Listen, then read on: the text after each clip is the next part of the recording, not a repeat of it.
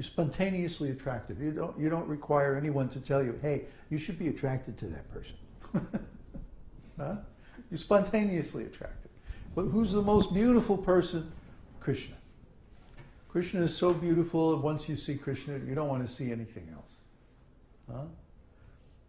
Krishna is the source of the beauty of all other beautiful beings. So Krishna's beauty is beyond compare. Once you see Krishna's beauty, that's it. It's all over. You're spontaneously attracted. Because Krishna is so beautiful. Krishna's beauty isn't just the beauty of his form. It's also the beauty of his character, his attitudes, his activities, his relationships, and on and on and on and on. Krishna's personal... I mean, we've all met people who had a beautiful physical body, but who you wouldn't want to spend more than about 5 seconds with because their character is just so obnoxious, nasty. People who have beautiful physical bodies tend to be very proud. And this is a very unattractive quality. But Krishna, even though he's very, very beautiful, he still has all good personal qualities. We'll get into detailed understanding of Krishna's qualities later on in Nectar of Devotion. So anyway, once you contact Krishna, actually, you will feel spontaneous attraction. So, spontaneous attraction while completely absorbed in thoughts of Krishna. You see? Completely absorbed in thoughts. It's like, wow, Krishna. Wow, Krishna is the Supreme Personality of Godhead. But he's just so beautiful. Wow. Yeah, I just want to serve him. See? With an intense desire of love. I want to get close to this Krishna. See? This desire is the actual cause of advancement in devotional service. In fact, it's the only cause. The execution of the regulative principles is just preliminary because it's on the bodily platform. Try to understand. Yes, it's in the mode of goodness. Yes, it's very nice. Yes, it's absolutely required. But it will only get you up to a certain point. And you can't get beyond that point until you develop a desire to be with Krishna. That's a spiritual desire.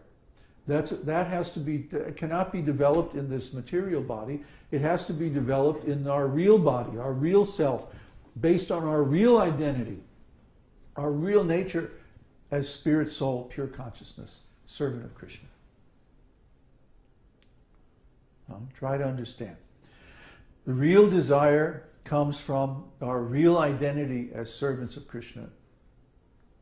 So when we begin to desire to serve Krishna in a certain way, whatever that is, that's the actual beginning of our devotional service. And even if we desire to serve Krishna using our material body, that's of course better than not serving Krishna or to serve Maya, because we have to serve something. But the real advanced stage of devotional service is completely spiritual, completely internal, completely subjective, completely based on consciousness. It's not based on this body at all.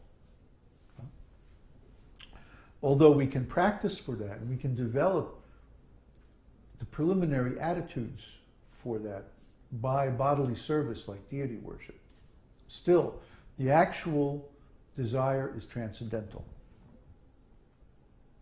So, rāgānugā-bhakti can be further divided into two categories: sensual attraction and relationship. When we first come in contact with Krishna, we are attracted by his qualities, his beauty, his movements, and so many good qualities. So we're attracted. That's called sensual attraction. That's the preliminary stage.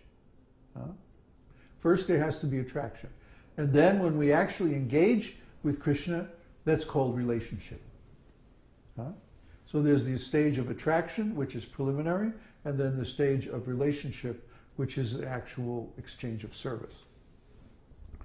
In this connection, there is a statement by Narada Muni to Yudhishthira in the 7th canto, 1st chapter, verse 30 of Śrīmad-Bhāgavatam. There Narada says, "My dear king, there are many devotees who first become attracted to the personality of Godhead for purposes of sense gratification, from being envious of him, out of fear of him, or from desiring to associate affectionately with him. Ultimately, these attractions become freed from all material contamination, and gradually the worshipper develops spiritual love and achieves that ultimate goal of life desired by the pure devotees."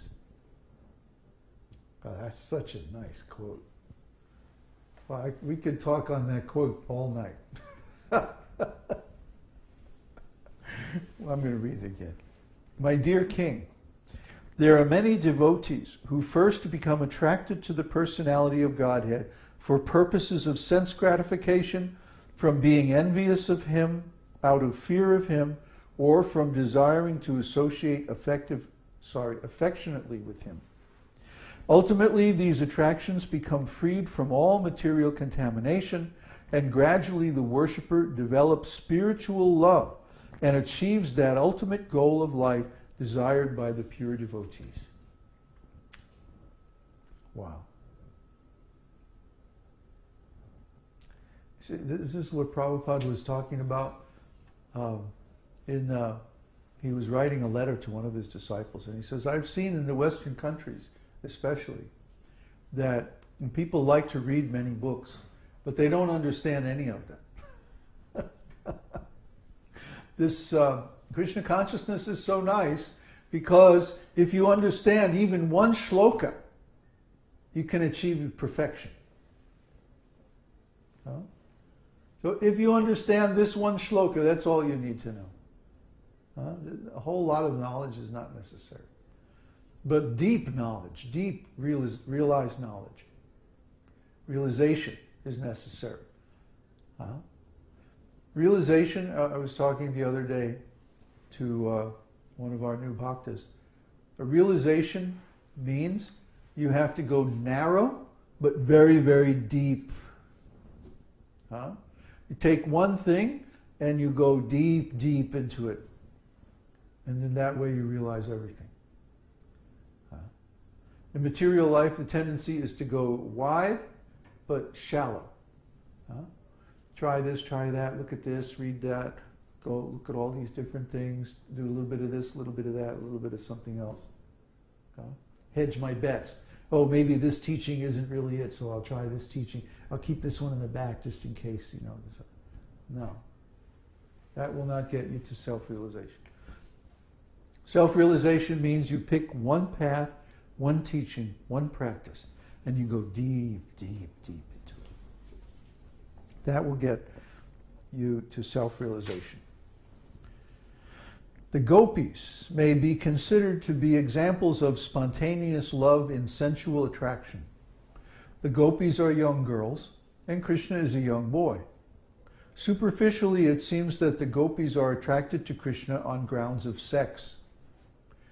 Similarly, King Kamsa was attracted to Krishna because of fear. Kamsa was always fearful of Krishna because it had been foretold that his sister's son, Krishna, would kill him. Shishupal was also always envious of Krishna, and the descendants of King Yadu, due to their family relationship with Krishna, were always thinking of him affectionately as one of their members. All of these different kinds of devotees have a spontaneous attraction for Krishna in different categories, and they achieve the same desired goal of life. Of course, it's much better to be thinking of Krishna positively, with love, than to be thinking of Krishna out of fear or anger or envy or any of these negative things. The attraction of the gopis for Krishna and the affection of the members of the Jadu dynasty are both accepted as spontaneous, or rāgānugā. The attraction of Kamsa to Krishna in fear and the attraction of Shishupali in envy are not accepted as devotional service, however, because their attitudes are not favorable. Devotional service should be executed only in a favorable frame of mind. Therefore, according to Srila Rupa Goswami, such attractions are not considered to be in devotional service. Again, he analyzes the affection of the jadus. If it is on the platform of friendship, then it is spontaneous love. But if it is on the platform of regulative principles, then it is not. In other words, some of the yadus were attracted to Krishna on the platform of regulative principles, like Akrura, for example. Akrura is a good example because he was actually one of the servants of King Kamsa. He was working for Kamsa, but he was a devotee. So out of regulative principles, he was engaged in the service of Kamsa, and he came to Vrindavan to pick up Krishna and bring him to Kamsa for the wrestling contest. So he